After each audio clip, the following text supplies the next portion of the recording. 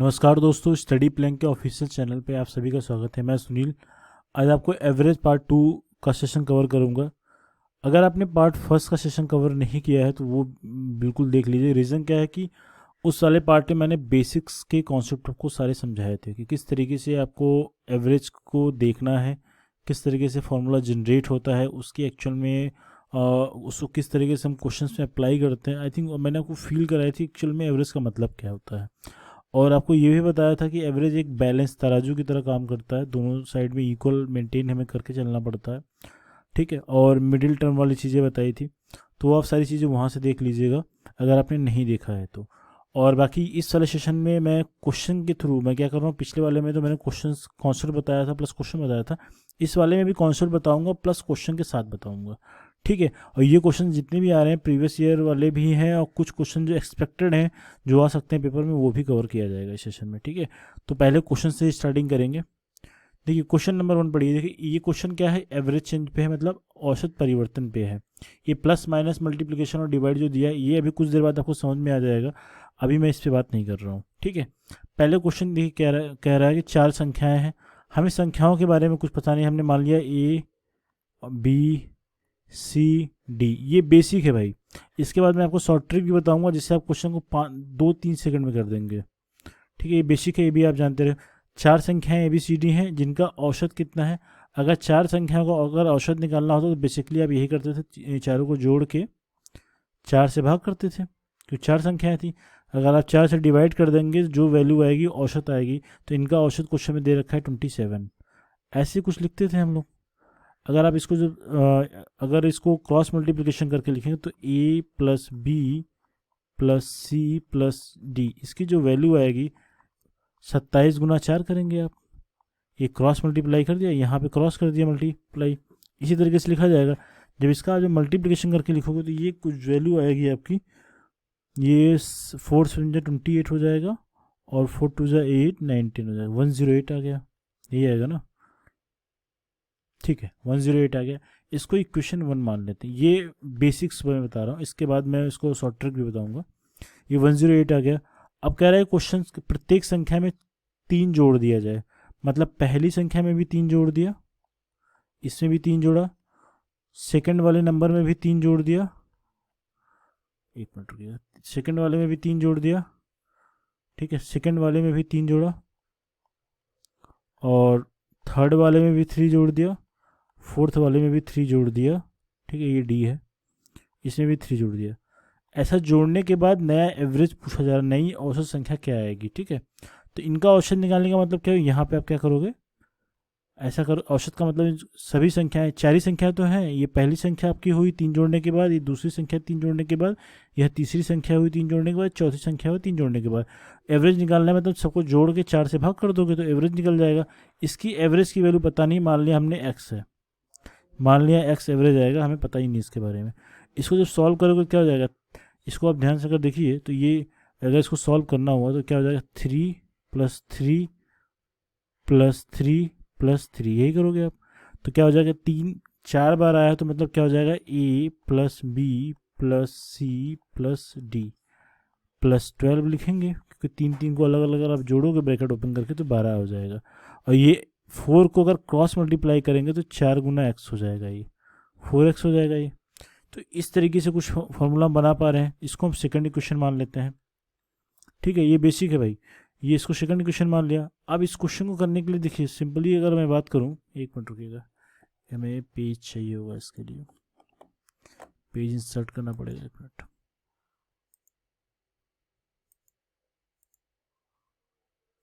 ठीक है, देखिए तो ये इक्वेशन नंबर 1 और 2 से अगर आप देखेंगे तो यहाँ पे हमें ए प्लस बी प्लस सी की प्लस डी की वैल्यू कितनी दे रखी है, 108 हम लोगों ने फाइंड आउट किया। इसका यूज इसमें करेंगे तो हमने क्या लिख लिया यहाँ पे, 1a + b + c + d, ये सेकंड इक्वेशन है, प्लस 12 = कितना था, ये था 4x, ऐसा कुछ था, है ना। अब इसमें देखिए a + b + c + d की जो वैल्यू है यहाँ पे 108 हम लोगों ने लिख रखा है, इसकी वैल्यू लिख लेते हैं। तो फ्रॉम इक्वेशन 1, फ्रॉम इक्वेशन अगर 1 लिखा जाए, फ्रॉम इक्वेशन 1 अगर लिखे तो ये हो जाएगा, ये 108, ये a + b + c + d के जगह पे 108 लिख लेंगे, प्लस 12 लिखेंगे, जो = 4x करेंगे, और इनको अगर आपस में जोड़ा जाएगा तो ये 120 हो जाएगा। एक्स की वैल्यू निकालना है, इसलिए क्या हो जाएगा, ये 4 आके डिवाइड में हो जाएगा, तो डिवाइड कर दिया। अब इसको जब सॉल्व करते हैं, 4 डिवाइड क्यों हो जाएगा, क्योंकि यहाँ पे मल्टीप्लिकेशन में है। जो चीज़ मल्टीप्लिकेशन में अगर एक साइड में है, अगर दाहिने पक्ष में है तो बाएं पक्ष में आके भाग में हो जाती है। इसको जब सॉल्व करेंगे तो ये वैल्यू कितनी आ रही है, 30 आ रही है। 4 3 या 12, और ऐसा करोगे आप तो x का जो मान आ गया कितना आ गया, वो 30 आ गया। हमने अब ये चीज़ लिख ली। क्वेश्चन क्या पूछा जा रहा है, तो नए संख्या का औसत क्या होगा। नई संख्या का औसत क्या होगा हमें पता लग जाएगा। रीजन क्या है, क्योंकि सारी चीज़ें हमें पता अब दिख रही, सामने सामने दिख रही। तो चाहो तो ये इक्वेशन 1 में ही रख लो, है ना, चाहे तो आप दूसरे में कर लो। तो इसको जब सॉल्व करोगे तो क्या हो जाएगा, 1 मिनट रुकिएगा, ये दूसरा वाला वैल्यू है, एक्स की वैल्यू पता लग गई। तो मैं एवरेज कैसे निकाला था, a plus B plus C plus d divided by 4 plus 12 भी था। ये एवरेज था 3 जोड़ने के बाद प्रत्येक संख्या में। ये वैल्यू पता लगानी थी, हमने एवरेज मान लिया था x था, है ना। तो x की वैल्यू कितनी आ गई, 30 आ गई है ना। ये 30 इसमें हमें x के जगह पे रख लिया। अब क्या किया जाए, इसका आंसर क्या आएगा। अब इसमें देखिए, आप ध्यान से अगर देखेंगे तो a plus B plus C plus D plus प्रत्येक नंबर में 3 जोड़ा था, तो ये इसकी एवरेज वाली वैल्यू प्लस डिवाइड 4 कर दिया, तो ये इस एवरेज का मान आ गया। एवरेज का मान कितना है, 30, तो इसका आंसर कितना आ गया, 30 आ गया। ठीक है, x का मान ही तो एवरेज माना था। मान लिया कि औसत यहाँ पे x है, तो हमने यहाँ पे जो औसत, इसको x को ही तो मैंने औसत माना था, एवरेज माना था। तो इसका मतलब ये हो गया कि एवरेज की वैल्यू हमारा प्रत्येक संख्या में 3 जोड़ने पे एवरेज की वैल्यू क्या होगी, 30 आ जाएगी। अब देखो इस क्वेश्चन को मतलब without using pen and paper करना तो कैसे करेंगे। ठीक है, तो देखिए इसके लिए चाहे तो आप ये फॉर्मूला नोट कर लीजिए कि अगर हमें इस तरीके से कंडीशन दिया जाए कि 4 संख्याएं उनका औसत इतनी है और प्रत्येक संख्या में ये संख्या जोड़ दिया जाए, तो बताइए नया औसत क्या होगा। ऐसा अगर क्वेश्चन आता है, चाहे वो जोड़ने पे आधारित हो, पहले वाली कंडीशन में जोड़ा था, ये ऐसा भी कह सकता है प्रत्येक संख्या में से इतनी वैल्यू माइनस कर दिया जाए, तब भी ऐसा कंडीशन बन सकता है। ऐसा भी कह दिया जाए प्रत्येक संख्या में इतनी संख्या से गुना कर दिया जाए, तब भी कंडीशन ही बनेगा। ऐसा भी किया जा सकता है प्रत्येक संख्या में 4 से भाग दे दिया जाए, तब भी यही कंडीशन बनेगा। तो औसत निकालने का क्या तरीका है, नया जब एवरेज आप निकालोगे इस कंडीशन में, जब आप नया एवरेज निकालते हैं, नया औसत जब निकालेंगे, तो ये वैल्यू क्या होती है, जो पुराना औसत कितना था, इस क्वेश्चन में ध्यान से पढ़िए इसको। इस क्वेश्चन में पुराना एवरेज क्या है, ये हमारा 27 है, 27 है। तो नया औसत निकालने के लिए क्या है, पुराना औसत 27 लिख दिया। अब प्लस कितनी वैल्यू बढ़ाई है, जितनी वैल्यू प्रत्येक संख्या में बढ़ाओगे, आप जोड़ोगे, देखिए यहाँ पे जोड़ लिखा है, अगर जोड़ोगे तो यहाँ पे आप जोड़ के लिखोगे, तो जोड़ के लिखोगे मतलब क्या, डायरेक्टली आप 3 ऐड करोगे, है ना। जस्ट अ मिनट,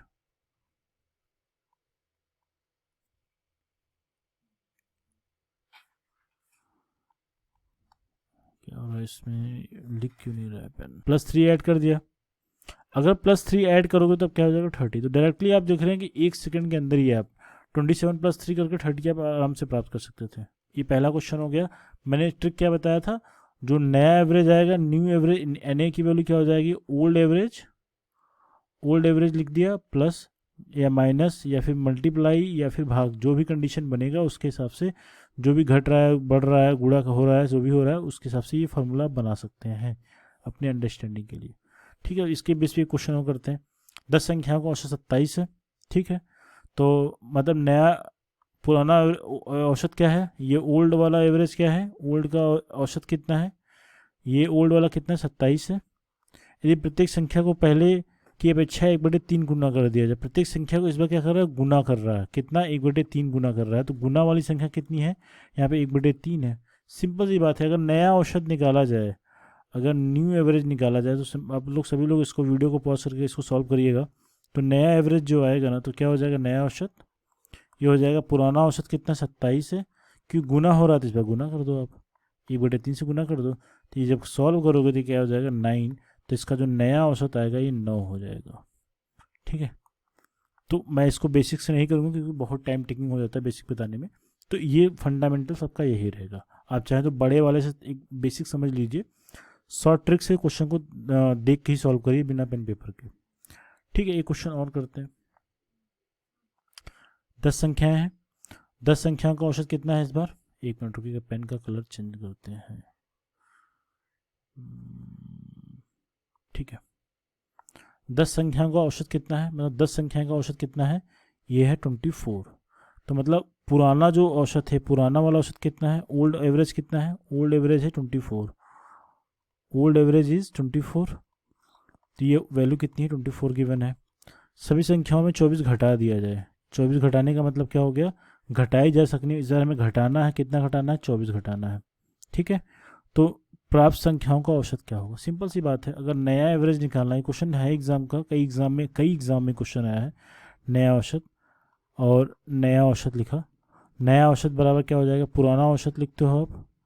ठीक है, पुराना औसत, और इस बार क्या करना है? सब में माइनस किया गया है, तो इस बार हम माइनस करेंगे। क्या माइनस करेंगे? 24 माइनस करेंगे तो 24 लिख दिया। यहाँ पे के की वैल्यू जो होती है, जो वैल्यू हटाई जाती है, जोड़ी जाती है, या फिर गुना की जाती है, या फिर भाग दी जाती है, वो वैल्यू हम लास्ट में लिखते हैं, है ना। तो ये क्या आ गया? पुरानी वैल्यू कितनी है? 24। नई वैल्यू कितनी वैल्यू माइनस करनी? 24। तो नया औसत कितना आ गया? 0। तो ये भी बहुत ही फेवरेट एग्जाम का क्वेश्चन है, कई एग्जाम में पूछा गया, टीचर्स के कई एग्जाम में पूछा गया है। तो लोग जीरो नहीं समझते कि जीरो औसत भी आ सकता है क्या? बिल्कुल आ सकता है, जीरो भी इसका आंसर हो सकता है। ठीक है, इसका एक अगला क्वेश्चन देखते हैं। ये क्वेश्चन देखिए, ये इसी का एप्लीकेशन है। मैं कहूँगा तो मैं बोलूँगा तो इसको बोल सकता हूँ, इसका क्या है ये, अगर इसका सॉल्यूशन लिखा जाए तो ये जो भी ट्रिक मैंने बताई है, नंबर पे ना करके ये एक एप्लीकेशन के हमारे व्यवहारिक जीवन पे आधारित क्वेश्चन बना दिया है इसने।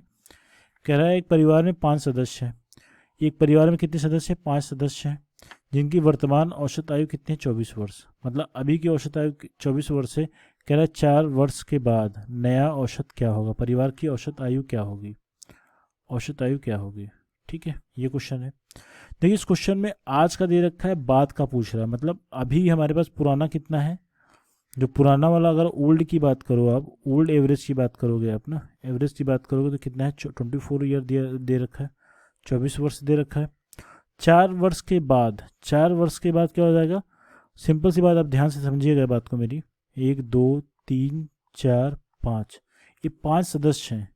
अगर 4 वर्ष के बाद बात करेगा, बहुत ध्यान से समझिएगा, क्वेश्चन इसी का बेसिक कॉन्सेप्ट यूज़ किया गया है। 4 वर्ष की बात अगर बात करूंगा मैंने, तो प्रत्येक, देखो आप प्रत्येक वर्ष कितने वर्ष, अगर मैं कह रहा हूँ आपकी अगर एज अगर आज 5 वर्ष की है, या फिर आप 20 साल के अगर आ जाओ, तो 2 साल के बाद क्या हो जाएगा? आप बोलोगे सर हर एक साल मेरी एज 1 वर्ष बढ़ रही है। तो ये 4 वर्ष अगर के बाद अगर परिवार की औसत आयु पूछी जा रही है, तो मतलब इसके भी पहले वाले के भी औसत में भी 4 वर्ष बढ़ेगा, दूसरे वर्ष वाले के भी औसत आयु में, सॉरी औसत नहीं, दूसरे वाले के भी आयु में 4 वर्ष बढ़ेगा, और तीसरे में भी यही रहेगा, चौथे में भी यही रहेगा, पांचवें में भी यही रहेगा। मतलब प्रत्येक की आयु में 4 वर्ष का वृद्धि हो जाएगी 4 वर्ष के बाद, है ना।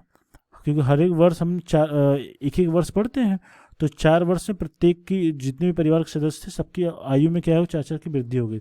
तो क्वेश्चन अभी ऐसा समझिए कि परिवार में 5 सदस्य जिनकी औसत आयु 24 है, और प्रत्येक की आयु में अगर 4 की वृद्धि कर दी जाए, तो नया औसत क्या, नई परिवार की औसत आयु क्या होगी? क्वेश्चन अब इस तरीके से समझिए, ठीक है। ठीक, तो हमें इस बार क्या करना है? जोड़ना है, क्योंकि 4 वर्ष के बाद पूछा गया है। तो आप क्या करोगे? नई एवरेज जब निकालोगे, आई थिंक सबको समझ में आ चुका होगा, जब न्यू एवरेज निकालोगे, नया औसत जब निकालोगे, तो क्या हो जाएगा? तो इसमें हम पुराना औसत लिखते हैं। पुराना औसत कितना है? क्वेश्चन दे रखा है 24 लिख दिया है, क्योंकि प्रत्येक में 4 बढ़ा रहे हो, तो यहाँ पे हम क्या लिखेंगे? 4 लिख देंगे। तो कितनी एवरेज औसत हो गई? 28 वर्ष। तो परिवार की नई औसत आयु कितनी होगी? 28 वर्ष। ये इसका एप्लीकेशन था। ये क्वेश्चन थोड़ा सा क्रिटिकल बन जाता है जब आप इस चीज़ को इस तरीके से नहीं सोच पाते हैं, तब। ये बात समझ में आई? ये पैटर्न के क्वेश्चन मैंने चारों कवर कर दिए, जोड़ने पे, घटाने पे, भाग पे, गुणा पे। ये क्वेश्चन सारे के सारे कहीं ना कहीं एग्जाम में आए हुए हैं, और आने वाले एग्जाम में आने की बहुत ज़बरदस्त संभावना है। ठीक है, एक क्वेश्चन और करते हैं जो पेपर में आया है, और इस कॉन्सेप्ट में बहुत सारे क्वेश्चंस करेंगे, और ये क्वेश्चन भी आने के एग्जाम में बहुत ज़्यादा प्रबल संभावना है। आप ध्यान से देखिएगा, मैं कुछ फॉर्मूलों के साथ थोड़ा सा छेड़छाड़ करूँगा। अगर मैं कह रहा हूँ कि अगर औसत की बराबर, औसत को मैं अगर एवरेज लिखता हूँ, औसत लिख दिया, इसको मैं ए लिखता हूँ, औसत बराबर क्या लिखते हो आप? योगफल लिखते हो, जिसको मैं टोटल लिख दे रहा हूँ। योगफल मतलब सम होता है, तो आप यहाँ पे योग लिखता हूँ, और यहाँ पे टी लिख दिया, टी का मतलब टोटल होता है, योग करोगे तो टोटल वैल्यू आएगी, और डिवाइडेड बाय क्या हो गया, नंबर होता है, तो नंबर मतलब संख्या होती है, आप यही लिखते हो, और यहाँ पे हमने एन लिख दिया, ठीक। या फिर अगर ऐसा इस चीज़ को किया जाए, अगर टोटल की वैल्यू लिखी जाए, अगर टोटल के बराबर अगर चीज़ें लिखी जाए, टोटल को अगर हम टी से देकर रिप्रेजेंट कर रहे हैं, तो टी के बराबर क्या हो जाएगा, इसको जब क्रॉस मल्टीप्लाई करोगे, इस चीज़ को इसमें जब क्रॉस मल्टीप्लाई करोगे, तो नंबर गुना एवरेज होगा, है कि नहीं। ये एक फॉर्मूले की तरह आप याद कर सकते हैं, या फिर चीज़ों को समझ सकते हैं। मैं आपको इसको थोड़ा सा एक बार फील कराने की कोशिश करता हूँ। अगर 4 लोगों के पास, अगर मैंने कहा क्लास में 5 लड़के हैं, 1 2 3 4 5, 5 लोग हैं, हमने कह दिया प्रत्येक के पास औसतन 20 रुपया है, प्रत्येक के पास अगर औसतन 20 रुपया है, औसतन कितना है, 20 रुपया है ना, औसतन 20 रुपया है, तो बताओ क्लास में इन 5 विद्यार्थियों के पास से कुल कितना धन प्राप्त हो सकता है ना, क्वेश्चन ये है। तो ये 5, इसमें संख्या कितनी है, 1 2 3 4 5, तो संख्या कितनी है, मतलब नंबर कितना है, ये है 5, दिख रहा है हमें। ये औसतन बोल रहा है, औसत है इसको ए बोलोगे, तो कितना मिल सकता है, तो टोटल बराबर क्या बताया, संख्या में औसत से गुणा कर दो, या फिर औसत में संख्या से गुणा कर दोगे तो कुल वैल्यू पता लग जाती है। तो ये क्या हो जाएगा, 20 कर दोगे, सॉरी हाँ 20 × 5 कर दो, ये इसको यहाँ पे रख दिया है, इसको यहाँ पे रख दिया है, कोई इशू नहीं चाहिए, आगे पीछे कहीं मल्टीप्लाई करोगे वैल्यू सेम आनी है, तो ये वैल्यू कितनी हो गई, 100 हो गई। आपको एक चीज़ ये भी समझ में आ रहा है, एक चीज़ मैं आपको एक चीज़ और समझा दूँ, अगर आपको ये चीज़ समझ में आ रहा होगा, अगर इसकी क्लास की औसतन आयु 20 रुपया होने का क्या मतलब है, अगर मैं इसको आपको ऐसा बता रहा हूँ 1 2 3 4 5, इसका मतलब यह नहीं है कि प्रत्येक के पास 20 रुपया है, प्रत्येक के पास औसतन 20 रुपया होने का मतलब ये क्या होती है, इमेजिनरी वैल्यू होती है, ये एग्जैक्ट वैल्यू नहीं होती है। अगर मैं बोल दूँ इसके पास 30 रुपया है, इसके पास 10 रुपया है, इसके पास भी 10 रुपया है ना, और मैंने कहा कि इसके पास 20 30 40 हो जाएगा, और इसके पास 40 रुपये है ना, और यहाँ पे 10 रुपये है, ठीक है। अगर इस तरीके से अगर मैं कह दूँ सबके पास 10 रुपये ही है, ठीक है, और सबके पास औसतन 20 रुपया, इसका एवरेज मैंने आपको बताया कि इसका एवरेज क्या है, औसत 20 रुपया है। देखो एवरेज अगर निकालने के लिए क्या करते हैं, प्रत्येक संख्या को जोड़ दिया जाता है। अगर आप 30 + 40 + 10 + 40 + 10 कर रहे हो, औसत निकालने का तरीका यही, जोड़ते हो प्रत्येक संख्या को, और जितने लोगों में बांटा है, जितनी संख्या है उसको क्या करते हो, उतनी संख्या से भाग करते हो, 5 है तो 5 से कर दोगे, और 30 10 40 50, 50 40 कितना हो जाएगा, 90, और 10 कितना होगा, 100 हो जाएगा। 100 को अगर 5 से भाग करोगे कितना आएगा, 20 आएगा। देखो ये चीज़ समझने की कोशिश करिएगा, समझने की ये कोशिश करिएगा, एवरेज एग्जैक्ट वैल्यू नहीं होती। इस क्लास में एक व्यक्ति के पास 30 रुपया था, दूसरे के पास 10 ही रुपया था, इसके पास 10 रुपया हो सकता है, इसके पास बिल्कुल रुपया एक भी रुपया ना हो, मगर इसके पास 40 रुपया है, यहाँ पे 10 रुपया है।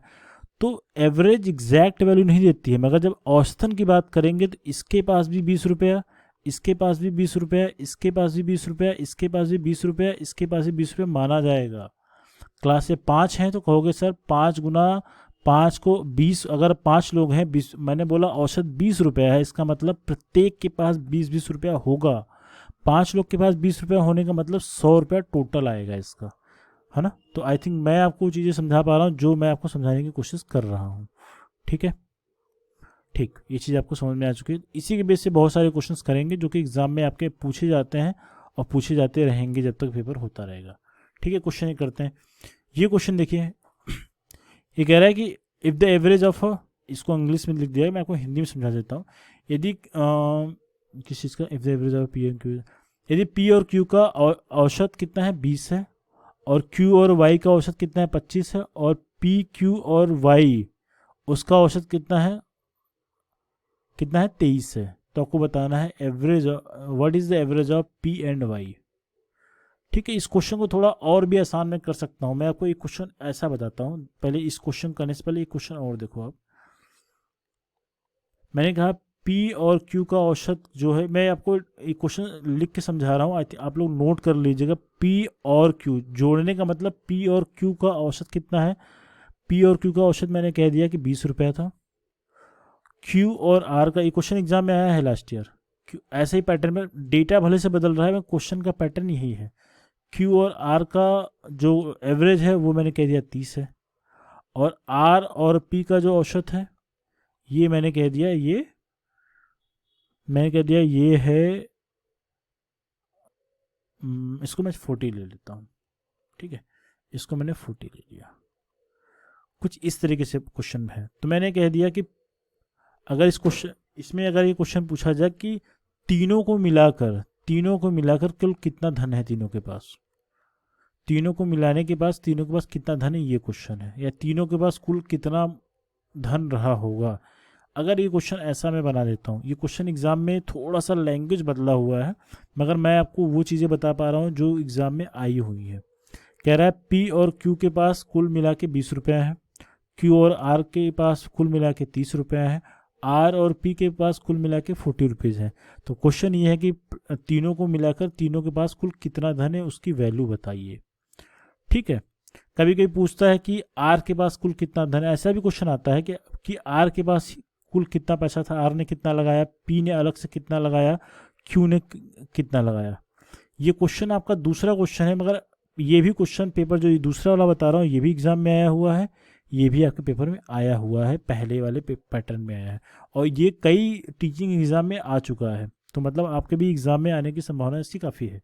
तो देखिए यहाँ पे अगर एवरेज की बात करते हैं, आप सभी लोग बताओ मुझे, एवरेज की जब बात करते हो तो दो संख्याएं हैं पी प्लस क्यू। अगर एवरेज की बात करोगे तो 2 से भाग करोगे कि नहीं करोगे, करोगे आप, तो इसको लिखोगे 20 लिखोगे। अब क्यू और आर की बात कर रहे हो, क्यू और आर का एवरेज था कितना, 30 रुपीज़ था, तो क्यू और आर को लिख लिया। क्यू एवरेज की बात कर रहे हो तो 2 से भाग करना पड़ेगा, क्योंकि 2 ही लोग के बीच में बांट रहे हो पैसा, तो यहाँ पर 30 लिख दिया। इसी तरीके से आर और पी की बात कर लो, आप आर और पी की बात करोगे, इसका भी एवरेज है तो 2 से भाग करो और इसको 40 लिख लिया। अब आप सब लोग खुद से मुझे बता के लिखोगे, आप लोग सॉल्व करिए इसको। यहाँ P plus q equal to, हम अगर चाहें तो 2 गुने 20 लिख सकते हैं, ए बराबर 40 हो जाएगा। ठीक है, इसी तरीके से अब डायरेक्टली अगर लिखा जाए क्यू प्लस अगर आर लिखा जाए, 30 गुना 2 करो कितना आ जाएगा, 2 गुना 30 कर दिया, लिख ही लेते हैं, तो ये 60 हो जाएगा। और अगर इसको इस तरीके से लिखा जाए आर प्लस पी, अगर मैं लिख दूँ आर प्लस पी के बराबर अगर वैल्यू लिखो तो 40 × 2 करोगे आप, ये वैल्यू 80 आ जाएगी। ठीक है, तो ये ओवर एंड ऑल हमने चीज़ें कर ली। अगर मैं कह दूँगा इसको इक्वेशन फर्स्ट कर देता हूँ, इसको सेकंड कर देता हूँ, आपकी सुविधा के हिसाब से, चाहो तो मत भी करो, कोई इशू नहीं है, ये कर दिया। अब मैं कह रहा हूँ तीनों को जोड़ दिया जाए। अगर मैं फर्स्ट इक्वेशन यहाँ पे मैं कर रहा हूँ चीज़ों को, अगर equation 1 plus equation 2 plus equation 3 तीनों को अगर आपस में जोड़ोगे तो क्या मिलेगा। अगर तीनों को अगर आपस में जोड़ के लिखा जाए तो आप सब लोग बताइए, यहाँ पे पी एक बार है, पी यहाँ पे एक बार है, मतलब 2 बार पी आया है, 2 बार क्यू आया है और 2 बार आर आया है, दिख रहा है। तीनों को अगर जोड़ोगे तो क्या हो जाएगा, 2p plus 2q plus 2r आएगा, बिल्कुल आएगा। इस साइड में जोड़ोगे क्योंकि सभी संख्याएं हैं, तो 40 प्लस 100 60 कितना हो जाएगा 100, और 100 में 80 जोड़ो कितना हो जाएगा, ये 180 हो जाएगा। इस साइड में दिक्कत नहीं है। यहाँ पे चाहो तो 2 कॉमन, क्योंकि इसमें भी 2 है, इस वाले में भी 2 है, तीनों में 2 हमें दिखाई पड़ रहा है।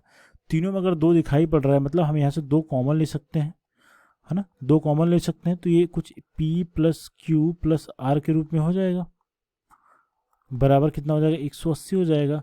अगर हम p plus Q plus r की वैल्यू को लिखे तो क्या हो जाएगा, अगर ये ऐसा कुछ था, मैं इसको एक बार और लिख लेता हूँ क्योंकि आप वहाँ पे चीज़ें बिल्कुल थोड़ा सा नए पेज में आ रही हैं। तो p plus Q plus r हुआ, ये वैल्यू कितनी आ गई है, कितनी थी, ये 180 थी, तो ये वाली वैल्यू 180 थी। अब इसको थोड़ा सा तेज सॉल्व करते हैं, p plus Q plus r की वैल्यू कितनी आ गई 180, क्योंकि यहाँ पे गुना में है इस साइड में बाएं पक्ष में, तो इधर क्या हो जाएगा भाग पक्ष में हो जाएगा, तो ये इसको जो सॉल्व करेंगे तो 90 आ जाएगा। जब इसको हल आप करोगे ना तो 290 जा कितना होता है 180 होता है। तो हमें p plus Q plus r की जो वैल्यू मिल गई कितनी मिल गई 90 मिल गई। तो तीनों के पास मिला के कुल कितना था 90 रुपया था। ये पहले प्रश्न का उत्तर आपका मिल गया आपको। अगर मैं आपसे कह दूं कि सर बताओ p के पास कितना है, या फिर q के पास ही कितना था, या फिर r के पास कितना था, तो आप इस क्वेश्चन का जवाब दे पाओगे। आप लोग अगर जिसको समझ में आ रहा है वीडियो पॉज करके खुद से आंसर फाइंड आउट करिए। इसमें देखो क्या, अगर p प्लस क्यू के पास कितना पैसा था, p प्लस क्यू के पास, ये ध्यान रखना इस वाले वैल्यू को पकड़ना है, ना कि इस वाले वैल्यू। अगर आपने ये वाली वैल्यू पकड़ ली तो ये चीज़ गलत हो जाएगा। हमने यहाँ पे कहा था P प्लस क्यू के पास कुल मिला के कितना है, 20 रुपया है। हम यहाँ पे P और Q के पास 20 रुपया है। अगर मैं पी क्यू के पास एग्जैक्ट वैल्यू कुल कितना है वो अगर एवरेज के फॉर्म में अगर लिख रहे हैं, एवरेज से हमने कुल वैल्यू निकाल ली। ये तो औसतन की बात कर रहा था। तो अगर ये हम 40 वाली वैल्यू अगर यहाँ पे रखते हैं, क्योंकि हम देखो पूरा यहाँ पे एवरेज निकाल के सब सॉर्ट आउट कर रहे हैं। अगर P प्लस क्यू की वैल्यू कितनी रखी है, 40 रखी, तो 40 रख लेते हैं, प्लस R लिख लिया, प्लस 90 लिख लिया। तो R के पास कितना है, R के पास बोलोगे 90 माइनस 40, ये वैल्यू कितनी आ गई, ये वैल्यू 50 आ गई। इसी तरीके से अगर आप और वैल्यू यूज कर लें, Q प्लस R की वैल्यू कितनी है, 60 है, 60 है, तो Q प्लस R मतलब ये वाली वैल्यू है, ये वाली। तो P ये 60 वैल्यू है, तो 60 क्वेश्चन 90 हो जाएगा, और P के पास कितना हो जाएगा, 90 में से 60 माइनस करेंगे कितना हो जाएगा, ये वैल्यू आ गई 30 आ गई। ठीक है, इसी तरीके से अगर ये वाली वैल्यू निकालो तो R प्लस P है, तो ये वैल्यू कितनी है, 80 है। P plus Q plus R है, तो इसमें R प्लस P इन दोनों की वैल्यू दे रखी है, तो इसको आगे पीछे लिखोगे तो क्या जाए, Q plus R plus P लिख सकते हैं। ये वैल्यू कितनी थी, 90 के बराबर थी। इसकी दोनों की वैल्यू कितनी, 80 क्वेश्चन में मैंने पीछे दे रखा है, फाइंड आउट किया है, प्लस ये बराबर कितना है, 90 है। और Q बराबर के अगर सॉल्व करोगे तो 90 माइनस क्या करोगे, 80 करोगे आप, तो ये वैल्यू आ गई 10। आप तीनों को ऐड कर लीजिए, इस वाले वैल्यू को, इस वाले वैल्यू को, इस वाले वैल्यू को ऐड कर लीजिए, तीनों को मिला के 90 रुपये है, तो तीनों के पास 90 रुपये है। पहले वाले के पास R के पास 50 रुपये था, P के पास 30 रुपये था, Q के पास कितना था, 10 रुपये था। तो इस तरीके से भी क्वेश्चन एग्जाम में पूछा गया है। ये क्वेश्चन अलग अलग आपसे व्यवहारिक भाषा में पूछा जा सकता है। अभी हम इसको एक दो क्वेश्चंस करके समझ लेते हैं। ये बात समझ में आ चुका है। ये क्वेश्चन काफ़ी अच्छा क्वेश्चन है। इस क्वेश्चन में मैंने आपको 3-4 क्वेश्चन डिस्कस कर दिया। ये फर्स्ट क्वेश्चन था, ये सेकंड क्वेश्चन आपको मैंने बना के दे दिया था, और ये थर्ड क्वेश्चन किया आपने, और इसके बाद आपने एक लास्ट में फोर्थ क्वेश्चन किया। तो इसमें 4 क्वेश्चन मैंने आपको कराया। चारों क्वेश्चन इंपॉर्टेंट है। अगर आपने चीज़ समझ ली, इसके बेस पे अगर कोई व्यवहारिक क्वेश्चन भी बनता है तो अभी आप इजीली सॉल्व कर पाओगे। ये क्वेश्चन और करते हैं जो कि एग्जाम में चाहे तो आप लोग इसको खुद से कर सकते हो, और मैं करूँगा तो उसको आप चेक कर सकते हो। देखिए, average of P and Q equal to कितना है, तो P और Q का एवरेज कितना है, 20 है। तो P प्लस Q, जिसको अगर समझ में आ गया तो इसको इस तरीके से भी लिख सकता है, P प्लस Q का एवरेज कितना है, 20 है। तो ये इस तरीके से करके एवरेज मतलब 2 से भाग के, ठीक है। और हाँ, the average of Q and Y, Q और Y का एवरेज कितना है, ये कितना है, 25 है, तो 25 लिख दिया। इसी तरीके P Q और Y, P plus Q plus Y का जो एवरेज, क्योंकि 3 संख्या है तो 3 से भाग कर दो। ये एवरेज कितना है, 23 है, तो 23 लिख दिया। तो कुल वैल्यू लिखना, टोटल अगर लिखना हो तो क्या करोगे, ये नंबर में औसत से गुना करोगे। तो P प्लस Q की कुल वैल्यू कितनी आ जाएगी, 20 गुना 3 कर दोगे तो ये वैल्यू कितनी आ जाएगी, 60 आ जाएगी, 60 आ गई। और इसी तरीके से Q प्लस Y की जो वैल्यू अगर फाइंड आउट करोगे, 25 इंटू क्या करोगे, 2 से, सॉरी यहाँ पे 2 है ना, तो 2 है तो यहाँ पे 2 से गुना करना पड़ेगा, ये हो जाएगा 40। ठीक है, थोड़ा सा ये ध्यान देना चाहिए। मल्टीप्लाई करो कितना हो जाएगा, ये 50 हो जाएगा। ठीक है, बेसिक चीज़ें हैं, थोड़ा सा एक बार कभी कभी हो जाता है दिमाग में। तो P plus Q plus Y, ये वैल्यू कितनी है, 23 इंटू 3 कर दिया, ये वैल्यू कितनी आ गई, 69 आ गई। तो हमें पता लग गया कि ऑलमोस्ट सारी चीज़ें पता लग गई। क्वेश्चन पूछा जा रहा है कि what is the average of P and Y। तो P और Y का एवरेज निकालने के लिए हमें यहाँ पे Q की वैल्यू, पहले हमें P और Y का पहले सम पता रहना चाहिए, उसके लिए हमें Q की वैल्यू पता रहनी चाहिए। तो आप यहाँ से Q प्लस Y की वैल्यू लिख लो। हाँ, तुम्हें अलग अलग वैल्यू चाहिए होगी। Q प्लस Y की वैल्यू अगर रखोगे क्या हो जाएगा, अगर फ्रॉम इक्वेशन इसको 1 कर लो, इसको 2 कर लो, इसको 3 कर लो, ये आपको अपनी समझदारी के लिए करना, चाहो तो बिना लिखे भी कर सकते हो, कोई इशू नहीं है। हमने Q प्लस वाई की वैल्यू यहाँ पे कितनी फाइंड आउट करी है, 50। ठीक है, तो इस वाले इक्वेशन थर्ड में अगर हम कर दें, इक्वेशन थर्ड में फ्रॉम फर्स्ट कर दें, है ना, फ्रॉम फर्स्ट अगर करोगे तो P plus Q plus Y की वैल्यू कितनी है, 69। लेकिन Q प्लस वाई की वैल्यू आपने ऊपर लिखी है 50, तो Q प्लस वाई की वैल्यू अगर इसकी जगह पे अगर 50 रखा जाए तो क्या हो जाएगा, इज इक्वल टू 69 और प्लस यहाँ पे P है।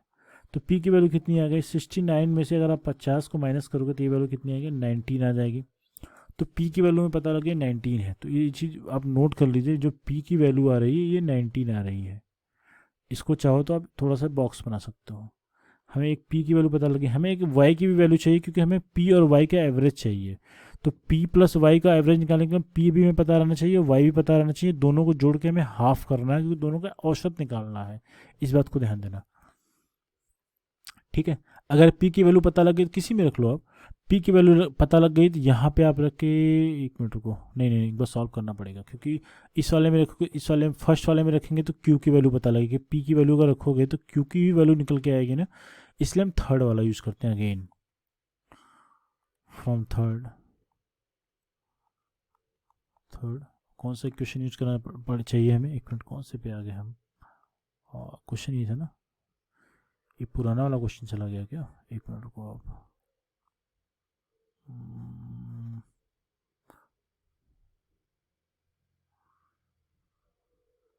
हाँ जी ये नहीं था, ये क्वेश्चन था कि हाँ यही था, ठीक है। पी की वैल्यू में पता लगे 19 है, ठीक है। इसमें एक पेज ऐड करना पड़ेगा क्योंकि पेज के लिए जगह नहीं है इसमें, एक मिनट, ठीक है।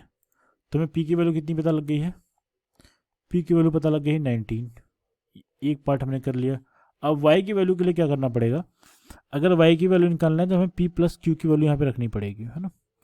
पी प्लस क्यू की वैल्यू रखोगे तभी तो सॉल्व हो पाएगा। तो यहाँ पी प्लस क्यू की वैल्यू ऑलरेडी पता है, ठीक है, रख लो। P plus Q plus Y की जो वैल्यू है ये है 69, पता है हमें फ्रॉम थर्ड इक्वेशन, है ना। ये आप देख पा रहे हैं यहाँ पे क्यू प्लस वाई की वैल्यू कितनी है, क्यू प्लस वाई की जो वैल्यू है 40 है तो 40 रख लो। क्यू प्लस वाई की जो वैल्यू है 40 रखो, आप 40 रख दिया, प्लस पी यहाँ पे है, इक्वल टू क्या है 69 है। पी की जो वैल्यू क्या हो जाएगी 69 माइनस 40 कर दिया, ये वैल्यू कितनी आ गई 29 आ गई। एक मिनट को, पी की तो वैल्यू फाइंड आउट कर रखा है, तो हम पी की वैल्यू की फाइंड आउट कर रहे हैं, गलत हो जा रहा है। एक मिनट रुको, एक मिनट, ये गलत हो गया है, कुछ इस तरीके से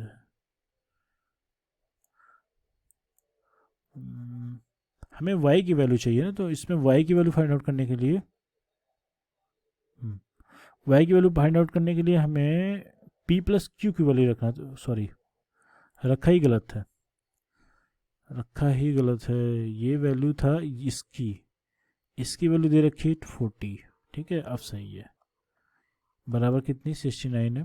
y की अगर वैल्यू रखोगे क्या हो जाएगा 69 माइनस 40 हो जाएगा, जब इसको माइनस करोगे तो 29 आ जाएगा, ठीक है। y की वैल्यू कितनी आ गई 69। दो ये भी क्वेश्चन अलग से पूछा जा सकता है, ये वैल्यू आ गई, हमें चाहिए p प्लस y का एवरेज, तो p और y का एवरेज निकालने के मतलब दोनों को जोड़ दो भाई, आधा कर दो, ये इसका आ जाएगा औसत, है ना, यही तो एवरेज आएगा, एवरेज आ गया।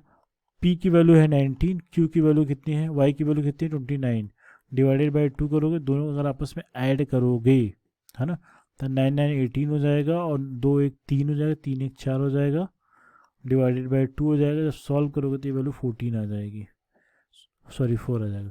तो कुछ इसका आंसर कितना आ गया 24, तो इस क्वेश्चन का आंसर कितना आ गया 24। ये भी क्वेश्चन एग्जाम में आया है, लेकिन मैं आपको कई क्वेश्चन इसमें कवर कर रहा हूँ इसलिए आपको ये बड़ा दिखाई पड़ रहा है ना।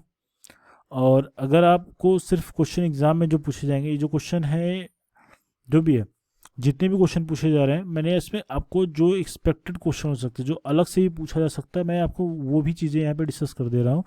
अगर आपको सिंगल मोड में क्वेश्चन करना हो तो क्वेश्चन ये आधे पेज का भी क्वेश्चन नहीं है, जैसे मैंने 2 पेज में दिखाया है, तो ये आप करोगे तो अपने हिसाब से, क्योंकि जो कैलकुलेशन में है 2-2 3 बार जोड़ रहा हूँ घटा रहा हूँ, तो बहुत से लोग हो सकता है, बहुत से लोग 69 माइनस 40 नहीं करोगे, डायरेक्टली 29 लिखोगे, क्योंकि मुझे क्योंकि हर एक को यहाँ पे कवर करके चलना है, तो इसलिए मैं सारी चीज़ें लिख रहा हूँ। तो इसका कैलकुलेशन को सॉर्ट कर सकते हैं आप अपने प्रैक्टिस के बेस पे, ठीक है। तो मुझे सारी चीज़ें लिख के दिखानी थी इसलिए मैंने आपको दिखा दिया इसे, ठीक है। अब इस क्वेश्चन को देखते हैं, इस क्वेश्चन में देखिए ये आपका होमवर्क रहेगा, ठीक है, उसी के बेसिस में बिल्कुल हूबहू क्वेश्चन है। तो इसमें आपको मैं थोड़ा सा हिंट दे देता हूँ, सोमवार मंगल बुध, सोमवार मंगल और बुध का जो औसत तापमान है ये कितना है 24.5, इस तरीके से करना है, बाकी चीज़ें गिवन है। तो अब इस चीज़ को अगर हिंट को अगर यूज करके आप करोगे क्वेश्चन ना तो सॉल्व हो जाएगा। इसका आप हिंट में सॉल्यूशन करने के बाद, हिंट के थ्रू सॉल्यूशन करने के बाद आप कमेंट कर देना, अगर आपका क्वेश्चन सही रहेगा सॉल्यूशन तो फिर मैं वहाँ पे इसको लाइक कर सकता हूँ, ठीक है। ओके, नेक्स्ट क्वेश्चन देखते हैं। देखिए ये क्वेश्चन क्या है, ये थोड़ा सा ये पैटर्न चेंज है, मेरे को करने का तरीका वही है। ठीक है, तो मैंने आपको बताया था नंबर, एवरेज और टोटल, तीन चीज़ें बताई थी। तो एनएटी याद कर लो आप इसको। ठीक है, तो इसको number average into average equal to t मान सकते, इसको इस तरीके से भी याद कर लो। इस क्वेश्चन को समझने की कोशिश करिएगा, बहुत आसानी से क्वेश्चन हो जाएगा। इसको देखिए, इस क्वेश्चन में कह रहा है एक बल्लेबाज अपनी 17वीं पारी में कितना रन बनाता है, 85 रन बनाता है, जिससे उसके रनों का औसत 3 रन प्रति पारी। 3 रन क्या है प्रति पारी, क्या हो जाता है और बढ़ जाता है। तो 17वीं पारी में बल्लेबाज द्वारा बनाए गए रनों का औसत क्या है। ठीक है, ये देखिए, अगर एक बल्लेबाज अपनी 17वीं पारी में 85 रन बनाता है, तो हमें पता नहीं कि 17वीं पारी के उसके रनों का औसत 3 प्रति पारी बढ़ जाता है। ठीक है, अगर मैं कह रहा हूँ कि अगर 16वीं पारी तक, ध्यान से देखिएगा, यही लिखने का इसमें थोड़ा सा रहता है कि अब लिख कैसे पाते हैं। हमें 16वीं पारी तक, अगर हमने मैं कह दिया 16वीं पारी तक, अगर हम मान लें कि उसका एवरेज एक्स था, तो 16 गुना एक्स करोगे तो 16x में, अगर कहा जाए तो 16वीं पारी तक कुल रन कितने बने थे, टोटल रन कितने थे, 16x थे। 17वीं पारी का मतलब एक पारी और बढ़ेगा, एक पारी अगर और बढ़ाएंगे 17वीं पारी में पहुंच जाएंगे। अगर वो 17वीं पारी में पे 85 रन बनाता है, 85 रन बनाता है, तो उसके रनों का औसत प्रति पारी 3 रन बढ़ जाता है। तो जो औसत था, हमने एक्स को तो औसत माना है, एक्स जो था प्रति पारी 3 रन बढ़ेगा, तो मतलब ये वाली वैल्यू 3 से बढ़ जाएगी, तो ये एक्स प्लस 3 हो जाएगी। तो ये कुल वैल्यू कितनी आ गई, आप कहेंगे 17 इंटू एक्स प्लस 3, यही करोगे आप। अगर वो 17वीं पारी में 85 रन बनाता तो इन दो, अब ये बताओ, अब यह वाली जो वैल्यू है 16वीं पारी तक कुल रन है ना, ये 17वीं पारी तक कुल रन है। अगर इन दोनों का अंतर निकाला जाए 17वीं पारी से, अगर 16वीं पारी का अंतर माइनस कर देंगे, तो 17वीं पारी में जो रन बना, 17वीं पारी का रन पता लग जाएगा, जो कितना है, ये वैल्यू कितनी थी, जो कि 85 है, यही तो होगा। तो उसको सॉल्व कर लेते हैं। तो ये 17 plus x plus 3 minus 16x, ये बराबर कितना हो जाएगा, ये 85। इसको सॉल्व करते हैं, पहले से गुना इसमें करेंगे, फिर उसके बाद इसमें करेंगे। तो 17 गुना एक्स करोगे तो 17x हो जाएगा, और 17 गुना 3 करोगे कितना हो जाएगा, 51 हो जाएगा, 51 कर दिया, माइनस 16x कर दिया, इज इक्व टू 85 है। 17x में से अगर 16x माइनस करेंगे तो x बचेगा, और प्लस 51 है तो 51 लिख दिया, इज इक्व टू 85 कर दिया। और x की वैल्यू लिखोगे तो क्या हो जाएगा, 85 माइनस क्या करोगे, 51 करोगे, तो डिफरेंस निकालोगे, 8 माइनस 1 गया 4, और 34 आ जाएगा। तो मतलब क्या हो गया, जो क्वेश्चन क्या कह रहा है कि 17वीं पारी के बाद बल्लेबाज के रनों का औसत क्या है, 17वीं पारी के बाद, मतलब 17वीं पारी तक, एक हिसाब से 17वीं, क्योंकि 18वीं पारी से पूछ नहीं रहा है, तो 17वीं पारी तक रनों का औसत क्या था। तो ठीक है, हमें एक्स की वैल्यू पता लग गई, 17वीं पारी तक का औसत कितना था, एक्स प्लस 3 था। ठीक है, अतः क्या हो जाएगा, 17वीं पारी तक रनों का औसत क्या है, औसत कितना है, ये 34 है। औसत क्या है, एक्स प्लस 3 है, एक्स प्लस 3 का मतलब एक्स की वैल्यू हम लोगों ने फाइंड आउट करी है कितनी, 34, और प्लस 3 ऐड कर देंगे तो ये वैल्यू कितनी आ जाएगी, ये वैल्यू आ जाएगी 37। तो ये हो गया 17वीं पारी तक रनों का औसत। उसके पहले उसका रनों का औसत कितना था, 16वीं पारी तक 34 था, क्योंकि उसने 85 17वीं पारी में बनाया, तो वो 3 प्रत्येक पारी में बढ़े जाएगा, तो वो 37 हो जाएगा। ठीक है, ये क्वेश्चन थोड़ा सा क्रिटिकल है, बट एक मैं जिस तरीके से समझाने की कोशिश कर रहा हूँ, आप एक दो बार वीडियो को रन करिएगा, और पॉज करके सॉल्व करने के बाद आप फिर से पॉज करके फिर से देखिएगा, 2-3 बार करोगे तो आप समझ में आ जाएगा। अगर नहीं तभी समझ में आता तो बताना, मैं इसको एक और मेथड से करवा दूंगा उस समय। ठीक है, एक क्वेश्चन और देखते हैं। एक बल्लेबाज 25वीं पारी में 100 रन बनाता है, जिससे उसके रनों का औसत 2 रन प्रति पारी क्या हो जाता है, बढ़ जाता है। ये 25वीं पारी तक कितना बनाता है, ये 100 रन बनाता है, 25वीं पारी में 100 रन बनाता है, जिससे उसके रनों का औसत 2 रन प्रति पारी क्या हो जाता है, बढ़ जाता है। 25वीं पारी में के बाद रनों का औसत क्या था, सेम क्वेश्चन है, हूबहू सेम क्वेश्चन है, नंबर, एवरेज, टोटल, ये 3 वैल्यू लिख लिया, इन 3 वैल्यू को ही यूज करेंगे। तो हमें देखो 25वीं पारी दिया गया है, तो हमें कुछ पता नहीं, उसके बाद आगे पीछे कुछ नहीं पता था। मान लेते हैं 24वीं पारी में उसके रनों का औसत x था, तो कुल रन कितना हो जाएगा, 24 गुना x करोगे तो 24वीं पारी में इतना रन टोटल था।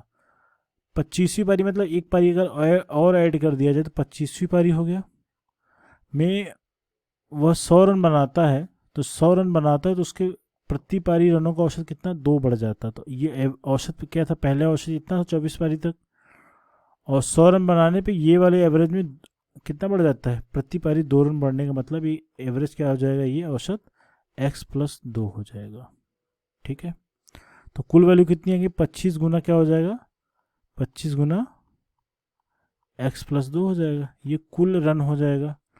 अगर हम 24वीं पारी से 25वीं पारी के अगर दोनों का अगर अंतर निकाल लें, 25वीं पारी से 24वीं पारी निकाल देंगे तो इसका मतलब ये क्या हो जाएगा, 25वीं पारी में बनाया गया रन आ जाएगा, है कि नहीं, ये 25वीं पारी में रन हो जाएगा। तो ये चीज़ तो आपको पिछले वाले में समझाया था, कितना रन कितना है एग्जैक्टली अगर बात करें तो ये 100 रन था। इसका मतलब इस वाले में 25वीं पारी और 24वीं पारी को अगर माइनस किया जाए तो 25वीं पारी का रन पता लग जाएगा। ठीक है, तो 25वीं पारी का रन पता लगाने क्या करोगे आप, 25 गुना x+2 माइनस क्या करोगे, 24x करोगे, ये 25वीं पारी था, माइनस 24वीं पारी करोगे तो ये आ जाएगा 25वीं पारी का रन आ जाएगा, है ना, रन हो जाएगा। तो ठीक है, x है तो x लिख लिया, ये कितना है, 100 है, दोनों का डिफरेंस क्या हो जाएगा, हमें रन देगा तो 25वीं पारी का रन कितना है, 100 था। 25वीं पारी में उसने कितना रन बनाया है, 100 बनाया है। तो सॉल्व करते, 25 गुना x करो तो क्या 25x आ जाएगा, जैसे पहले किया था। 25 गुना 2 करो प्लस लगा के, ये 50 हो जाएगा, माइनस 24x हो जाएगा, बराबर कितना हो जाएगा, 100 हो जाएगा। 25x में से 24x अगर माइनस करो कितना हो जाएगा, ये 1x बचेगा, है ना, प्लस 50 बराबर कितना हो जाएगा, 100 हो जाएगा। अगर x की वैल्यू लिखा जाए क्या हो जाएगा, 100 माइनस 50 हो जाएगा, और 100 50 का डिफरेंस कितना आ जाएगा, 50 आ जाएगा। और क्वेश्चन पूछा जा रहा है 25वीं पारी के बाद, मतलब 25वीं पारी तक उसने कितना औसत था वो बताना है आपको। ठीक है, हमें x की वैल्यू पता लग गई, मतलब 24वीं पारी तक x कितना था, 24वीं पारी के लिए औसत था, तो 24वीं पारी तक औसत कितना है, 50, और 25वीं पारी में औसत कितना है, ये है 25वीं पारी का औसत कितना है, x+2, मतलब क्या हो जाएगा, ये 52 हो जाएगा, है ना। तो x+2 की ही वैल्यू बतानी है, जो कि हमें क्या है, ये 25वीं पारी का औसत है, औसत। ठीक है, इस तरह सारी चीज़ें समझा दी आपको। 2 क्वेश्चन के बाद आई थिंक आपको सारी चीज़ समझ में आ चुकी है। ये क्या हो जाएगा, x+2 हो जाएगा, ये 52 हो जाएगा। बात समझ में आई। तो इस तरीके से चीज़ें करेंगे, ये आसान सा है। अगर आपको पता है तो आपको डायरेक्टली यहाँ दोनों का अंतर, डायरेक्टली यहाँ इनका अंतर निकालो, इस 100 के बराबर कर दो और सॉल्व कर लो। एक छोटा सा अलजेब्राइक एक्सप्रेशन है, तो इस तरीके से क्वेश्चन करेंगे। ठीक है, इस क्वेश्चन को करने का एक शॉर्ट ट्रिक भी है, लेकिन शॉर्ट ट्रिक में थोड़े से कन्फ्यूज़न इसलिए रहता है कि क्वेश्चन का डेटा अगर बदल दिया जाए, क्वेश्चन के थोड़े से पैटर्न चेंज कर दिए जाए तो आप वहाँ पे फंसने लगते हो, तो इसलिए मैं वो ट्रिक नहीं बता रहा हूँ। ठीक है, एक बल्लेबाज ने 20 पारी का औसत, देखो ये क्वेश्चन आसान, देखो ऐसे ही क्वेश्चन एग्जाम में आपके आएंगे। वो 2 बड़े क्वेश्चन इसलिए बताएं कि आपको कॉन्सेप्ट वाइज आपको चीज़ें क्लियर रहें। ये क्वेश्चन एग्जाम में आपके आ सकता है, ये क्वेश्चन ईजी आपको लगेगा क्योंकि ये क्वेश्चन पहले आपको मैंने कठिन वाला करा दिया है। तो नंबर लिखो, एवरेज लिखो और टोटल लिखो। ठीक है, नंबर एवरेज टोटल लिखा, इसका मल्टीप्लाई कर दिया और ये वैल्यू हो गई। एक बल्लेबाज की 20 पारियों का, तो 20 पारी का मतलब ये नंबर, मतलब ये 20 हो गया। एक मिनट, एक क्वेश्चन के 20 पारियों का औसत कितना है, 38 है। वह अपनी अगली पारी में, तो हाँ, तो अगली पारी सीधे बोल रहा था, यहाँ पे आप 20वां लिखोगे, और औसत कितना है, 38 है, तो 38 लिख दिया। ठीक, कुल कितना रन बना है, तो 38 का 2 गुना करो कितना, 2 8 16, 2 3 6 7, आई थिंक सही लग रहा है। ठीक है, अब क्या रहा है कि वह अगली पारी, मतलब अगली मतलब 20 के बाद 21वीं पारी आएगा उसका, एक ही ऐड होता है अगले पारी का मतलब। और कितने रन बनाए, और कितने रन बनाए, रन का मतलब ये इन दोनों का अंतर है। अगर अंतर रन की बात करोगे तो इन दोनों का अंतर जो आएगा ये रन आएगा, है ना, 21वीं पारी का रन आ जाएगा। तो कितने रन बनाए कि जिससे औसत में 2 रन प्रति पारी बढ़ जाए। औसत बढ़ने का मतलब 2 रन प्रति पारी बढ़ने का मतलब क्या हो जाएगा, तो ये 38 था, 38 प्लस 2 करोगे तो 40 हो जाएगा, डायरेक्टली लिख सकता हूँ। ठीक है, अब इसका मल्टीप्लिकेशन करिए तो क्या हो जाएगा, 4 1 जा 4, 4 2 जा 8। ठीक है, अब आप सभी बता पाएंगे कि रन कितना बना है। 840 और 860 का अंतर कितना आएगा, जो भी आएगा यही इसका आंसर हो जाएगा। 0 हो गया, 14 माइनस 6 8 हो गया। मतलब उसने अपने इस वाली पारी में कितना रन बनाया है, रन जो बनाया है किसी पारी में कितना है, ये है 80, ये रन, ये इसका आंसर। ये देखिए एग्जाम में अगर आपको ट्रिक्स पता है ना तो ये क्वेश्चन आपको सिर्फ इतना ही लिखना है, एनटी वगैरह लिखने की ज़रूरत नहीं है। आप सिर्फ 20 इंटू 38 करो, क्यों, क्योंकि आपको मैंने तरीका बता दिया है। उसके बाद अगली पारी बोल रहा है तो उसमें एक पारी और बढ़ा दो, 2 रन प्रति पारी बढ़ने का मतलब +2 कर दिया। ठीक है, इस तरीके से चीज़ें करेंगे तो चीज़ें आसानी से हो जाएंगी, है ना। आप ये क्वेश्चन देख लो, ये क्वेश्चन थोड़ा सा अलग है, मगर पैटर्न वही रहेगा। 11 खिलाड़ियों का औसत भार, तो नंबर एवरेज टाइम लगा लो, नंबर एवरेज और टोटल लगा लिया। 11 खिलाड़ी हैं, उसका औसत भार कितना है, 44 है। और यदि कप्तान के भार को हटा दिया जाए, कप्तान के भार को हटाने का मतलब एक व्यक्ति को माइनस करना है। एक व्यक्ति माइनस करने का मतलब अब के पहले 11 थे तो औसत कितना था, 44 था। अगर कप्तान के भार को हटाओगे मतलब एक खिलाड़ी को जब हटाओगे तो कितने लोग बचेंगे, 10 लोग बचेंगे।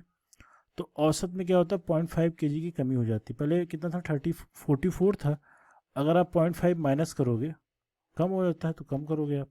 जब कम करेंगे तो ये वैल्यू कितनी हो जाएगी, ये कम करेंगे तो ये वैल्यू कितनी हो जाएगी, 43.5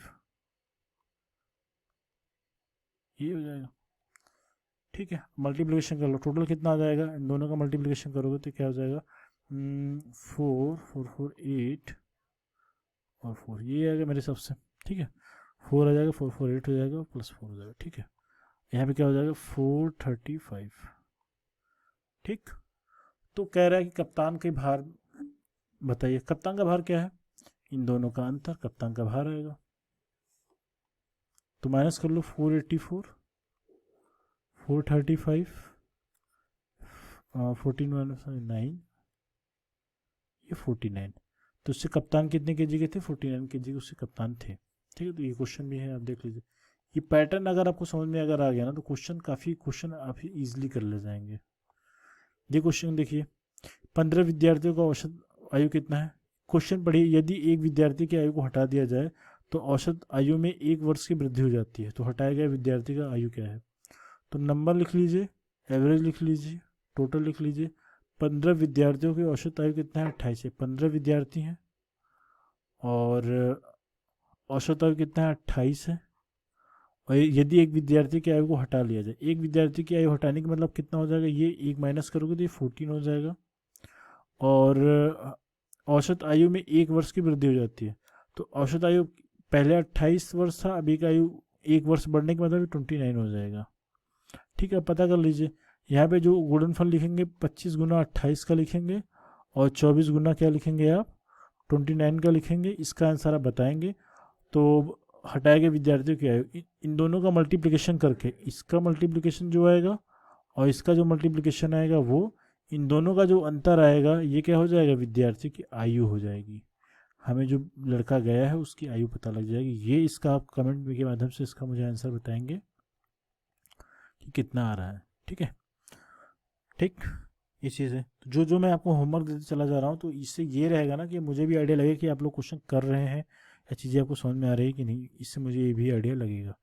ठीक है, तो ये मैंने आपको मोटा मोटा सारा NAT वाला फार्मूला कवर कर दिया। ठीक है, इसमें कुछ और चीज़ें करते हैं जो एग्ज़ाम में आती है। औसत आयु के बारे में बात करते हैं, औसत चाल के बारे में बात कर लेते हैं। औसत चाल, औसत चाल पैटर्न पे बात करेंगे। औसत चाल अगर निकालना होगा, ठीक है, पहले बताओ आप, चाल बराबर क्या होता है, दूरी बराबर क्या होता है, स्पीड इनटू टाइम। चाल इसको बोलते हैं, स्पीड का मतलब चाल हो गया और T फॉर टाइम का मतलब हो गया समय। ठीक है, D का मतलब डिस्टेंस, डिस्टेंस का मतलब क्या हो गया, दूरी। ये हुआ। ठीक है, अगर हम चाल की बात करेंगे तो आप लिखोगे क्या, दूरी बटे समय लिखोगे। ये आगे भी पढ़ाया जाएगा आपको, दूरी बटे समय। है ना। ये फार्मूला हुआ, ये आपको पहले से पता है, क्लास 6 7 8 9 10th में आपने पढ़ा होगा, या फिर जहाँ पे भी आपने चीज़ें पढ़ी होंगी, चाल समय और दूरी पढ़ोगे, आगे पढ़ाऊँगा मैं, तो ये फार्मूला यूज करते हो। लेकिन जब औसत चाल मैं अगर लिखूँगा ना, औसत जब चाल लिखने की बात आएगी, तो आपको कुछ करने की ज़रूरत नहीं है, सिर्फ और सिर्फ क्या कर लेना है, यहाँ पे कुल दूरी लिखना है, दूरी है, और यहाँ नीचे कुल चाल, कुल समय लिख लेना है। ठीक है, टी फॉर टोटल लिख लो, टोटल समय लिख लेना है। ये फॉर्मूला बनता है जो कि आपको पता रहना चाहिए, है ना। बाकी चीज़ें मैं बिना फार्मूला के ही कराऊंगा, बट ये कि आपको पता रहना चाहिए, ये सब चीज़ें आपके लिए अच्छा है, ये सब चीज़ पता है। ठीक, ये हो गया। देखो औसत चाल एग्जाम में पैटर्न वाले कैसे पूछे जाते हैं, मैं आपको वो बता देता हूँ। क्योंकि जो चीज़ें ईजी रहेंगी, जो एक ही बेस पे आ जाएगा, वो चीज़ें शायद कम पूछी जाती हैं।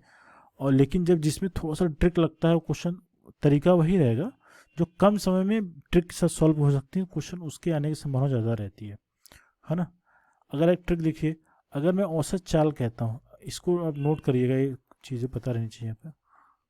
अगर मैं कह रहा हूँ कि यहाँ से आपने चलना स्टार्ट किया और ये आप यहाँ तक गए, ठीक है, यहाँ पे गए, या फिर यहाँ से लेके जो दूरी है, मान लीजिए कि 4 किलोमीटर था, फिर अगेन यहाँ से लेके आप फिर अगेन यहाँ तक गए, है ना, ये भी 4 किलोमीटर दूरी है। तो अगर मैं यहाँ पे औसत चाल पूछूंगा ना, अगर मैंने कह दिया इसकी चाल अगर यहाँ पे S1 है, इसकी जो चाल S2 है ना, ये मान लिया। अगर ये इस तरीके से गिवन है, इसका अगर औसत चाल निकालना हो, ठीक है, चाल है, अगर मैंने आपको कह दिया कि कुल दूरी, ठीक है, इसका मैं दूरी ले लेता हूँ कुल, ये चाल था, किलोमीटर पर आवर कर लेते हैं, और ये किलोमीटर पर आवर कर लिया, ठीक है, और इसकी जो डिस्टेंस है मैंने ले लिया 16 किलोमीटर ले लिया।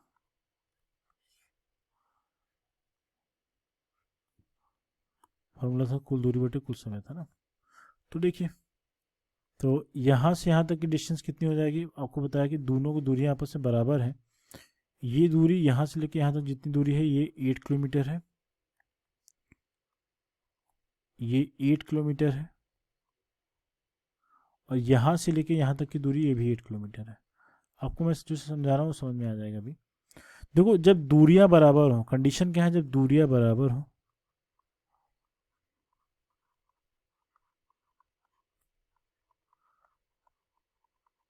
जब दूरियां बराबर हैं तो क्या कंडीशन रहेगी। देखिए, जब शॉर्टकट ट्रिक भी बताऊंगा, ये बड़ा करने की ज़रूरत नहीं है। जब दूरियां बराबर हो तो हमें पता है क्या, औसत चाल जब निकालते हैं, एवरेज स्पीड निकालते हैं, तो क्या होता है, इसके लिए जो फार्मूला लिखा है, कुल दूरी बटे कुल समय, है ना। तो ये टोटल डिस्टेंस बाई टोटल क्या होता है, टाइम होता है। ठीक है, तो टोटल डिस्टेंस कितना हमें पता है, 16 किलोमीटर है, मालूम है। ठीक है, 16 किलोमीटर में पता है कि 16 किलोमीटर है। और टोटल टाइम कैसे निकालोगे, तो टोटल टाइम निकालने के लिए आपको फॉर्मूला लगाना पड़ेगा। तो टाइम बराबर क्या होता है, डिस्टेंस अपॉन स्पीड होता है, अभी मैंने बताया था। ठीक है, तो डिस्टेंस कितना है, 16 था। इस वाली स्पीड को फाइंड आउट करना, तो डिस्टेंस हमें 16 नहीं लेना पड़ेगा, गलत मैंने लिखा है, यहाँ पे आपको 8 लेना पड़ेगा, क्योंकि डिस्टेंस यहाँ पे हम 8 पे बात कर रहे हैं, है ना। तो 8 डिस्टेंस चला है, इस वाले स्पीड से एक आदमी ने 8 किलोमीटर चला है, ठीक है, यहाँ से यहाँ तक 8 किलोमीटर डिस्टेंस है, फिर आगे अगला 8 किलोमीटर और चलेगा, तो स्पीड कितनी है, 4। तो यहाँ पे कितना आ गया, टाइम कितना आ गया, 2 घंटे आ गया। और इसी तरीके से अगर इसके लिए अगर टोटल टाइम निकालोगे, आप टाइम निकालोगे, अगर मैंने बोल दिया ये टाइम ए है, ये बी बोल दिया, और ये सी है, अगर बी से सी तक जाने के लिए टाइम निकालोगे, तो सेम एग्जैक्टली वही करना पड़ेगा। हमें पता है डिस्टेंस कितना है, 8, टोटल डिस्टेंस कितना है 8, और समय कितना है, स्पीड कितना है, ये है 4, यहाँ कितना है, 2 आ गया। ठीक है, तो कुल समय कितना आ जाएगा, तो आप बोलोगे टोटल टाइम कितना निकाल, दोनों का समय ऐड कर दीजिए, T1 प्लस T2 कर दीजिए, तो क्या हो जाएगा, 2 प्लस 2 क्या हो जाएगा, 4 हो जाएगा। ये 4 घंटा का टोटल टाइम हो गया। ठीक है, टोटल टाइम हो गया। तो आप 4 से इसको डिवाइड कर दीजिए, इसका एवरेज क्या आ जाएगा, 4 किलोमीटर पर आवर आ गया। सॉरी, एवरेज स्पीड है, हाँ 4 किलोमीटर पर आवर की इसकी एवरेज स्पीड आ जाएगी। एवरेज स्पीड आने का मतलब क्या हो गया, अगर यहाँ से यहाँ तक की अगर हम बात करेंगे तो इस वाले पॉइंट पे भी 4 किलोमीटर पर आवर की स्पीड से चल रहा है, इस वाले पॉइंट पे भी 4 किलोमीटर पर आवर की स्पीड चलेगा, इस वाले पॉइंट पे भी 4 किलोमीटर पर आवर की स्पीड चलेगा। मैंने बताया था एवरेज, अगर एवरेज से कोई वैल्यू निकाली जाती है हर एक पे, प्रत्येक पे सेम रहेगा। किसी भी डिस्टेंस पे अगर आप किसी भी पॉइंट पे अगर निकालोगे यहाँ पे भी 4 किलोमीटर पर आवर की स्पीड से ही चलेगा। एवरेज का मतलब ये हो गया, ठीक है। अब यहाँ पे शॉर्ट ट्रिक से सॉल्व करते हैं क्वेश्चन। S1 की वैल्यू कितनी थी? 4 थी, और S2 की भी वैल्यू 4 ही है। ये है 4 किलोमीटर पर आवर। ये कंडीशन तभी लगेगा जब दूरियां बराबर हो, आप नोट करके लिख लीजिएगा। तो एवरेज स्पीड जब निकाला जाता है, एस निकाला, इसके लिए फॉर्मूला है S1 into S2, 2 times S1 into S2 divided by S1 plus S2। ठीक है, ये फार्मूला पता रहना चाहिए। इस फार्मूले से क्वेश्चन काफ़ी इजीली हो जाता है, अदरवाइज आपको हमेशा total distance, total time, total ऐसा करना पड़ेगा। तो स्पीड कितनी है? 4, दूसरी स्पीड कितनी है? 4, और दोनों का सम कितना है? 4 प्लस 4, ये क्या हो जाएगा? 4 4 जा 16, 16 टू जा 32 हो जाएगा, डिवाइडेड बाई 8 करोगे तो जब सॉल्व करोगे कितना आ जाएगा? ये वैल्यू कितनी आ जाएगी? ये वैल्यू आ जाएगी 4। ठीक है, तो एवरेज स्पीड कितनी आएगी? 4 किलोमीटर पर आवर। तो ये इसका शॉर्ट ट्रिक है, ये आपको पता है। ये तब लगेगा जब दूरियां बराबर हैं। क्वेश्चन अलग अलग तरीके से पूछा जाता है, मैं आपको इसका तरीका बता देता हूँ। सपोज ये क्वेश्चन मैंने दिया, एक लड़का है, मान लो एक आप लड़का है यहाँ पे। ये क्वेश्चन आप जब प्रैक्टिस वाला क्वेश्चन बनेगा तो मैं इसमें कराऊंगा, मैं आपको सिर्फ ट्रिक सिखाना। एक लड़का है यहाँ से अपने घर से निकलता है, ये इसका क्या होम है, इसका घर है। अपने घर से स्कूल गया, ये इसका स्कूल है ना, ये मान लो इसका स्कूल है। ठीक है, इस स्कूल पे गया वो, अगर वो इस स्कूल पे जाता है और यहाँ से पढ़ के फिर अगेन जिस स्पीड से गया था, स्पीड अलग अलग हो सकती है भाई। स्पीड मान लो S1 बराबर, ये 10 किलोमीटर प्रति घंटे की चाल से गया है, जल्दी भाग रहा है, लेटते वक्त आराम से आ रहा है, 4 किलोमीटर प्रति घंटे की चाल से आ रहा है, उसका छुट्टी हो चुका है तो आराम से आ रहा है। इसको मैंने S2 ले लिया और फिर अगेन यहाँ पे आया। तो आप देखेंगे ध्यान से, तो दोनों केसेस में क्या हो रहा है, स्कूल से, घर से जब स्कूल जा रहा है तभी टोटल डिस्टेंस सेम है, डिस्टेंस तभी सेम है, और जब स्कूल से घर जा रहा है तभी डिस्टेंस सेम है। दोनों केसेस में क्या है? दूरियां बराबर है। जब दूरियां बराबर है, हमने कह दिया उसका औसत चाल ज्ञात करो, एवरेज स्पीड फाइंड आउट करिए। ये क्वेश्चन है, समझ में आ रहा है कि नहीं? ये मैं आपको इसका प्रैक्टिकल एग्जांपल बता रहा हूँ जो क्वेश्चन एग्जाम में पूछे जाते हैं। घर से स्कूल गया और स्कूल से घर आया, तो मतलब दोनों तरह से जाता है तो उसकी दूरियां आपस में बराबर रहती हैं। जब ऐसा केस बनेगा तो क्या हो जाएगा? एवरेज स्पीड कैसे निकालेंगे? फॉर्मूला आपको बताया, 2 times S1 into S2 divided by S1 plus S2। ठीक है, 2 गुना 10 गुना 4 और 10 प्लस 4 करेंगे तो 80 हो जाएगा, और ये क्या हो जाएगा? 40। 2 7 जा हो जाएगा, 2 40 जा हो जाएगा। जब सॉल्व करेंगे आप इसको कर लेना, 7 5 जा 35 हो जाएगा, और प्लस 5 हो जाएगा, और 7 हो जाएगा, है ना। तो ये क्या हो जाएगी? किलोमीटर पर आवर की स्पीड हो जाएगी एवरेज स्पीड। एवरेज स्पीड का मतलब वो जब जाता है तब आता है। किसी भी पॉइंट पे अगर आप चेक करो, जो मैंने आपको पॉइंट यहाँ पे ब्लैक वाला स्पॉट बना रहा हूँ, प्रत्येक पॉइंट पे आने और जाने में एवरेज स्पीड सेम रहेगी। इसीलिए एवरेज निकालते हैं कि प्रत्येक बिंदु पे उसकी चाल क्या है? इक्वल रहती है। वास्तव में तो उसकी चाल अलग अलग है, लेकिन एवरेज की बात करोगे तो हर एक स्पॉट पे वो सेम रहनी चाहिए। आपको एग्जांपल से मैं बता सकता हूँ। सपोज किया कि आप अपने घर से निकल रहे हैं, आपको, आप मान लीजिए कि इलाहाबाद में पढ़ रहे हैं और आपका घर क्या है? बिहार में है। तो इलाहाबाद से बिहार जाने में सपोज किया कि आपने ऑटो रिक्शा पकड़ा, ऑटो रिक्शा से आपने फिर उसके बाद ट्रेन पकड़ा, ट्रेन से फिर घर पहुँचे, फिर स्टेशन से फिर जाने के लिए घर पे फिर रिक्शा पकड़ लिया, फिर कुछ दूर पैदल चले। तो आपसे अगर आपके फादर से अगर पूछा जाएगा तो आप अगर किस स्पीड से आए तो आप क्या बोलेंगे? कितनी दूरी चले हो? तो टोटल दूरी पूछते हैं, और आपसे पूछते हैं कितना टाइम लगा है, आपका कितना समय लगा है, वो लिख लेते हैं। ठीक है, तो जितना चाल आप, जितनी समय आपने, जितना दूरी चला है आपने, कितना, सपोज किया मान लो इलाहाबाद से बिहार की दूरी हमने कह दिया 700 किलोमीटर है टोटल दूरी, ये तो फिक्स है। अब इसको चलने के लिए क्या है ना, तो आपका मान लो 700 है, और प्लस आपने घर से ऑटो रिक्शा पकड़ा तो 10 घंटे 10 किलोमीटर और उसके बाद 20 किलोमीटर, ऐसे करके जितनी दूरी चली है वो दूरी बताओगे, और कुल समय जितना आपने लिया है। उनको इससे नहीं मतलब है कि ऑटो रिक्शा स्पीड की कम स्पीड से चल रहा है, फिर आप पैदल चलो वो स्पीड आ रहा है, उनको इस सबसे बात से मतलब नहीं है। ये कुल दूरी को, कुल समय, सपोज कि आपने 10 घंटे का समय लिया है अपने घर पहुंचने पे, अपने जब विद्यालय से निकले हो या फिर जहाँ पे पढ़ रहे हो, कोचिंग कर रहे हो, जो भी कर रहे हो, वहाँ से निकल के अपने घर पहुँचने में जितना समय लगेगा, तो कहेंगे 730 आ रहा है, तो इसको अगर भाग करोगे तो ये कट जाएगा, तो बोलेंगे 73 किलोमीटर पर आवर की स्पीड से आप अपने वहाँ से, इलाहाबाद से आप बिहार के घर पहुँचे आप।